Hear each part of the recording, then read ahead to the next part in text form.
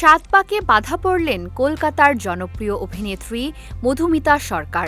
ছোটবেলার বন্ধু দেবমাল্য চক্রবর্তীকে জীবনসঙ্গী করে নতুন জার্নি শুরু করলেন তিনি। মধুমিতা আগে ছোট পর্দায় বহুবার কনের সাজে দর্শকের সামনে এসেছেন, কিন্তু নিজের বিয়ের আনন্দকে পর্দার কোনো কাজের সাথে তুলনা করা যায় না বললেন তিনি। নিজের বিয়ে সবসময় সবচেয়ে স্পেশাল।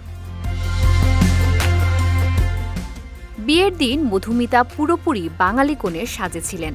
লাল বেনারসি শাড়ি, সোনার গয়না, কপালে সূক্ষ্ম চন্দনের কাজ, সবকিছুই তাকে একেবারে অপরূপা করে তুলেছে। অতিথি হিসেবে উপস্থিত ছিলেন পরিচালক শিলাদিত্য মল্লিক সহ শোবিজ অঙ্গনের নানা পরিচিত মুখ। কনের অপরূপা সাজে মধুমিতার সঙ্গে তোলা ছবি সামাজিক মাধ্যমে ভাগ করে নিয়েছেন অতিথিরা, যা অনুরাগীদের মধ্যে উচ্ছ্বাস তৈরি করেছে। মধুমিতার এটি দ্বিতীয় বিয়ে। অতীতের বিচ্ছেদ ও যন্ত্রণা কাটিয়ে তিনি জীবনের নতুন অধ্যায় শুরু করতে চলেছেন।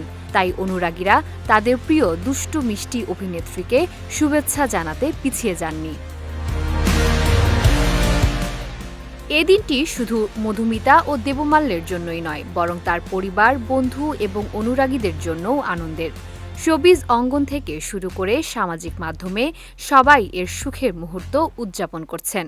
মধুমিতার নতুন জীবনের সূচনা প্রমাণ করল ব্যক্তিগত সুখ ও নতুন শুরু সবসময় সম্ভব এবং পর্দার আলো থেকে সাময়িক বিরতি নিয়ে জীবনের আনন্দ উপভোগ করাও বেশ গুরুত্বপূর্ণ।